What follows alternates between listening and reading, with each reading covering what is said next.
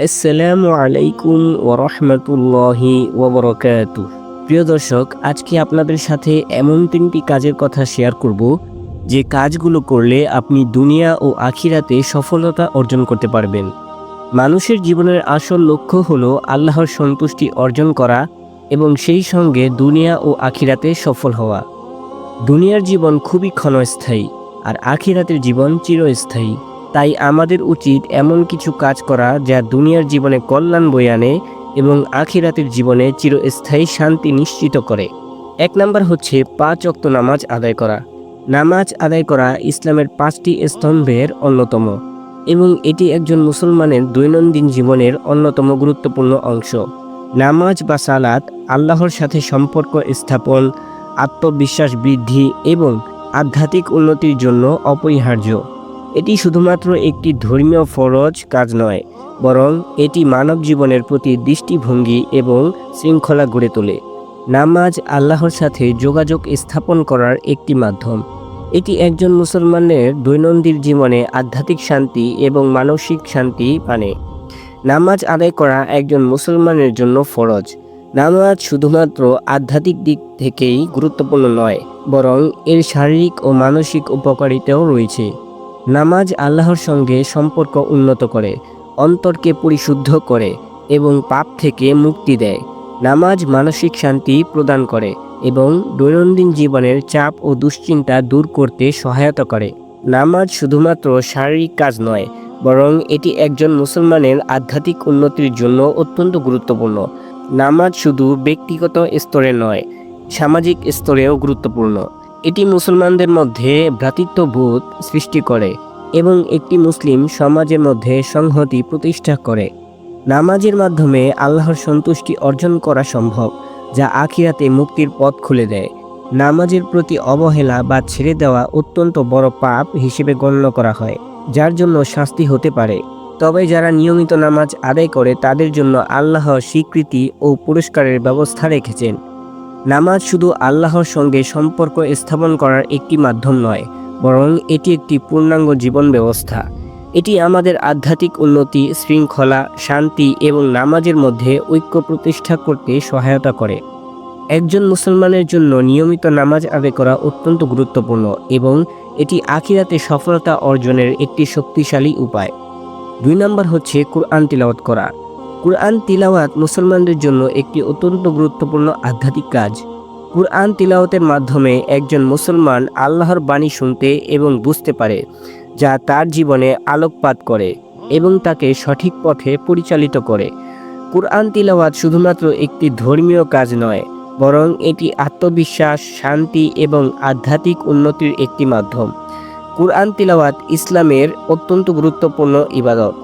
এটি মুসলমানদের জন্য জীবন পরিচালনার একটি মূল নির্দেশিকা হিসেবে কাজ করে।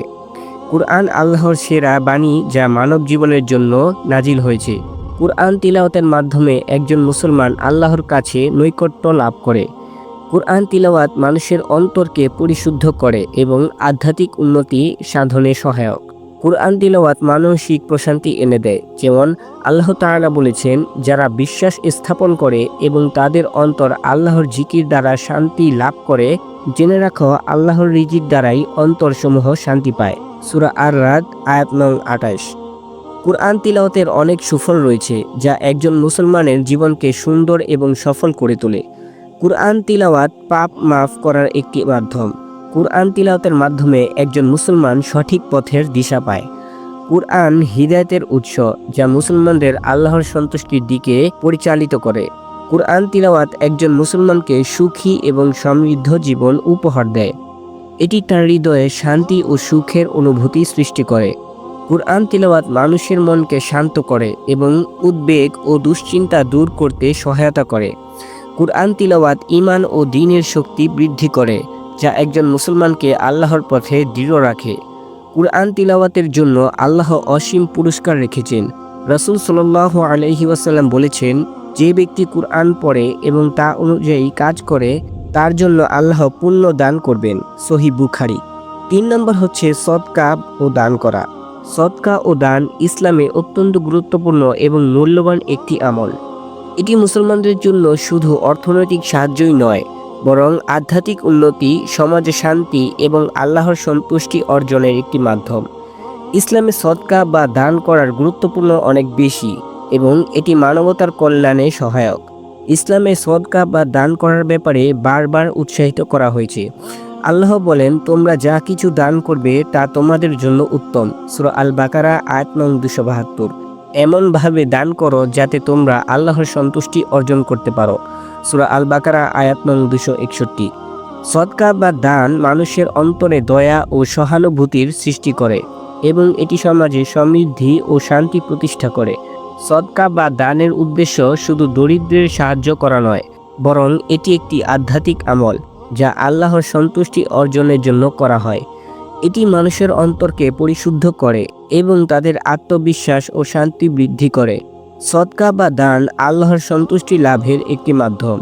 সদকা পাপের জন্য ক্ষমা প্রার্থনা করার একটি উপায়। আল্লাহ বলেছেন, সদকা দান তোমাদের পাপ মোচন করবে। সূরা আল বাকারা আয়াত নং 271। দান সমাজে সমতা ও শান্তি আনে এবং অশান্তি ও বৈষম্য কমিয়ে দেয়। সদকা বা দান মানুষের হৃদয়কে পরিশুদ্ধ করে এবং তাকে আরও সহানুভূতিশীল এবং দয়ালু করে তোলে।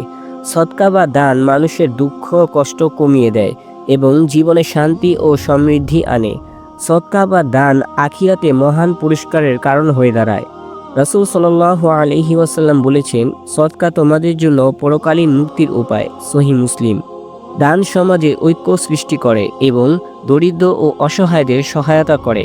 সদকা বা দান ইসলামে একটি অত্যন্ত গুরুত্বপূর্ণ ইবাদত এবং এটি শুধু সমাজের দরিদ্র ও অসহায়দের সাহায্য করার উপায় নয়, বরং এটি একজন মুসলমানের আধ্যাত্মিক উন্নতি, আল্লাহর সন্তুষ্টি এবং আখিরাতে মুক্তির জন্য একটি শক্তিশালী মাধ্যম।